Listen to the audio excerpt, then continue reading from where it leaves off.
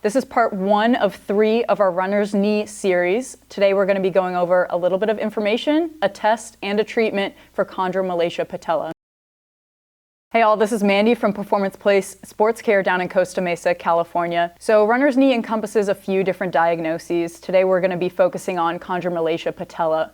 Chondromalacia Patella is a fraying of the cartilage under your kneecap. This usually comes with age, so if you're under the age of about 40, you're likely not in this category unless you've had severe trauma, like somebody has hit you right in the knee here, like multiple times, or you're somebody who kneels a lot on hard surfaces over and over and over again, say for your job, or maybe you're a catcher for baseball or something like that.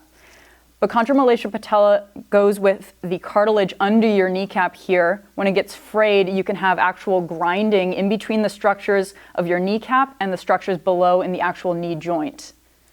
How we can find that out is a simple test. It's called a grinding test. So you're gonna go leg straight here.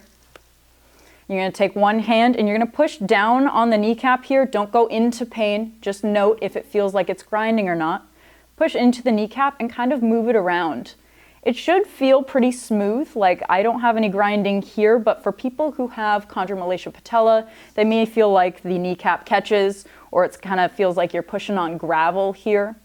If that feels like you're probably in the right place, and let's go over one treatment to help you out on that. So for treatment for Chondromalacia Patella, we usually need to support the knee, whether that's supporting the muscles that cross the knee joint, so usually your quad, maybe your calf muscles or your hamstring muscles as well. You also need to support above and below it in order to offload the structure that has been loaded too much in the past and resulted in that cartilage damage. So we're going to do a quad dominant exercise. I have a little roll of K-tape here. I've had some knee problems in the past, and for me tape has helped, and I happen to have some extra laying around, so we're going to use it as kind of a cue here. So we're going to go tape down, try and have it be tall side up, and instead of doing those sideline kind of leg raises that you've probably tried already, we're going to do 3 versions of a different type of leg raise. So tape is on the outside here. We're going to put it about ankle height there. And for this first one, we're going to go up straight and around. Up and down. You're lightly tapping your heel on the ground. And if this feels really easy for you, you can actually take your hands away. Should feel big work in the hip flexor and in the quad here. We're gonna go 10 taps on each side. Say that's 10 here. And then we're gonna switch to toes out. So kind of like a windshield wiper where toes out here. And you're gonna keep your toes out the whole time. We're focusing on this inside part of the quad here, your VMO, vastus medialis obliquus muscle in your quad. That's really relevant for Chondromalacia Patella.